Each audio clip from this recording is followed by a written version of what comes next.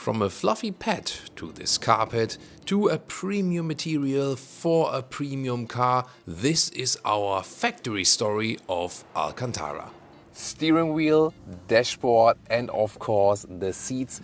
A racy car needs a racy interior. This Kimera Evo 37 resto mod vehicle is an incredible unique piece built on base of an old chassis by a Lancia Beta Monte Carlo. And of course they picked a material that has premium purpose and at the same time fulfills the original racing purpose that transports the heritage of that vehicle here. But the question is, what is Alcantara, where is it built and how is it made?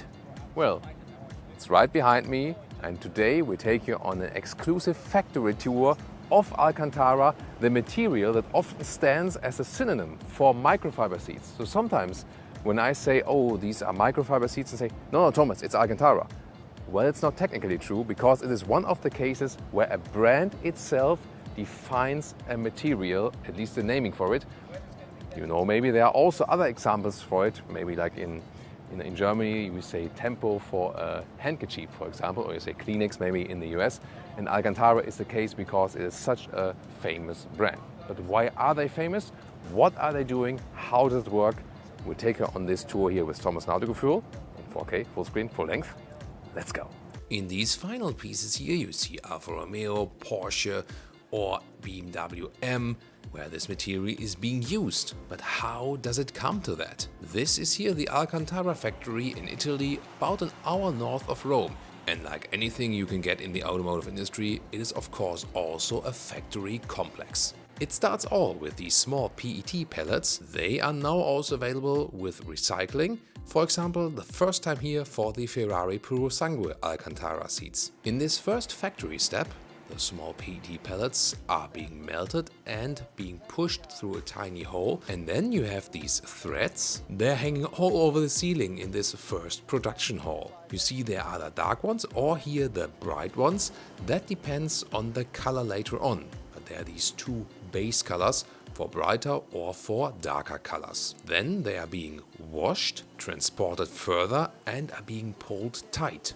And then happens a very quick process where they are being unraveled, but just on the outside part. So the inside part of the fiber stays intact, but the outside part becomes unraveled. And that one later gives this Alcantara structure, at least a part for it, because if you would not do this step here, you would rather get, for example, a slick leatherette. This again happens for both colors, and here this is the first dryer, because after this first washing process, you need to dry them first. Then they are getting sucked in. Here, by the way, you can feel and see this first unraveled product, and it almost becomes fluffy, like a pad of wool or something. And everything of that is being packed into 200 kilo blocks in both colors, the dark one and the bright one. Then they are being brought into the next factory hall. Here, this giant vacuum cleaner sucks the fiber in again and transports it to the next machines. That looks really old school machine alike, right? Here, these fibers are being pulled to some kind of carpet. They are being folded layer over layer over layer again. And then some giant stamping machines actually condense the material, and made of multiple layers, you can for a first time feel actually already this, let's say, half finished material. This one is already a somewhat finished roll. Then the next step, here the second component of Alcantara is being added, PU. This one is done on a chemical basis, and this process is actually off limits for camera, for security and also for secrecy reasons that no competitor can copy it. Next step is the dyeing process. Here colors are being added. This is not done chemically, by the way, so they want to have a more environmental approach. They get into these huge washing machines, 20 hours by 120 degrees Celsius, and then the colors are being sucked into the fabric, just mechanically. After being dried and rolled again, you have the final Alcantara product with all of its very fine structure. Here, by the way, the difference, the black one is with flame retardant for automotive use. the gray one here without flame retardant on the back side for furniture or clothes or something. New colors can be mixed directly in the workshop, by the way. Here they can combine different colors and make unique colors for each manufacturer, for each client. This is the new complex manufacturing facility where they go a step further. So you can either as a customer go for this raw product and do it yourself for your own seat as a manufacturer, or you get this complex manufacturing service, then Alcantara is actually cutting the material for you and process it further. The advantage is that they can better individualize things on their own than inside their own factory. So here then you have these smaller pieces of Alcantara where they, for example, add these red stripes. Have you ever wondered how that one works? So here there are these huge stamping presses and then they are being put on the material. Once again, they are being cut out on the outside parts then. And then the workers are controlling if everything matches the templates. Also, this is one of my favorite processes. They brush the final material that it has a very clean and nice look. Here you can see also another technique. This is this perforation that another color is shining through from the background, also used in the Alpha Tonale. Here, and this is, by the way, this stamping finishing process that you have the color combination together also with physical stamping, that you have this three-dimensional effect on the seat. Yeah, don't forget to brush it.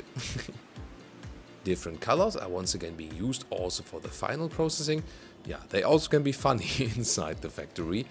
This is also one of the high-tech areas where they have these automatic sewing machines for the contrast stitches. This one here, for example, for Opel, Stellantis company is also a very huge customer for them. Here for the Opel GSE models, the sporty ones. And then we see more final samples right here for different manufacturers, different colors, contrast stitching, also these three-dimensional stamping and different forms. Very interesting what you can do. For example, also for McLaren. And then we can see these final samples here, Alfa Romeo, Porsche GT3 for example, BMW M Performance.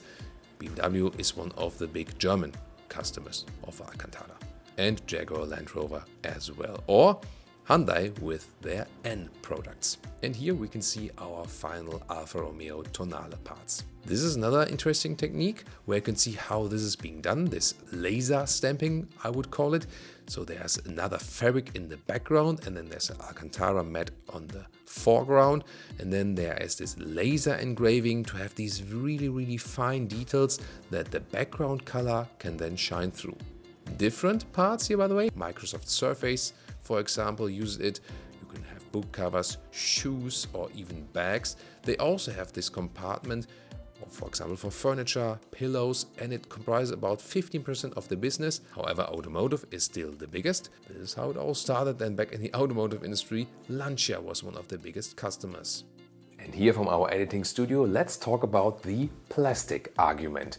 Because what I often read, especially when we talk about alternatives to animal skin leather, is, wait a minute, aren't these alternatives based on plastic or then based on raw oil?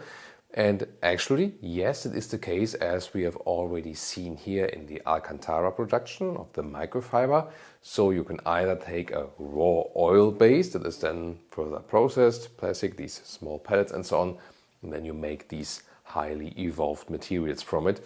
Or alternatively, as we've also shown here in the Ferrari Puro Sangue, with the high recycling share. So the question is always, is it bad in comparison to what? What are the alternatives? So what do we already have available? And what material has the highest impact? The question is actually easily answered. Animal skin leather has the highest impact on them all. Humans, animals, and also the environment. First of all, always includes animal cruelty. Then in the process also toxins are being used. These chemicals are also having impact on the water and so on, and people are suffering from it. And even if you leave all ethical aspects aside, the whole CO2 output is just the highest, beginning from land mass use, then the whole efficiency in the production, energy, water use, and so on. And manufacturers have already acknowledged that, and that's the reason why every major car manufacturer has already dropped out of animal skin use, at least long term. Some are quicker, some a little bit slower. But then the question is, what are the alternatives, and is it actually bad that they are plastic based? So a base fabric seat is also an artificial material, and that is usually not in discussion. But that has a similar impact if we take here a microfibre or Alcantara seat. High-grade leatherette is a little bit thicker, uses a little bit more of the material, but then we have to ask ourselves, what are actually the main consumers of oil? That is fuel, heating and energy production. Then just a small percentage is used for plastic production, and that can be done in a quite efficient way, as we've seen here with Alcantara, for example. And there the problem is just if plastic or particles are left in the environment as trash or are getting into the ocean. What is the main cause of these microplastics in the ocean? Old fishing nets. So always search for the biggest lever you can pull. And when is plastic being thrown into the environment, or plastic bags that are thrown anywhere? Or for example, if there is plastic particles in fashion in underwear, which is washed, hopefully, every day, but it's not a problem if it's, for example, in clothes that are not washed, for example, like huge jackets, which you don't usually wash, or a car seat is not being ripped apart mid-car cycle life and just thrown into the environment. You know what I mean? So I'm not at all a defender of plastic material, but at this moment, in most cases, it is quite efficient, and it's also one of the best things we have. And we always have to compare it. Yeah, what's the alternative? So at this moment, there are two good alternatives. A, use recycling. It is already being done using recycling share, but there the question is the recycling process efficient and also clean? So you have to take full circle there as well. And is there enough recycling raw material available? The PET bottle industry has already started to use their own bottles again. So that is also diminishing as for the raw material source. And it can be better to have a mono material as well that you can then later on recycle again. The other approach is using plant fibers or also a plant-based oil, or for example processing plants that you then get like this, these alcohol products from that, which you then can use as a replacement for oil again. So all these approaches are there and are already being done.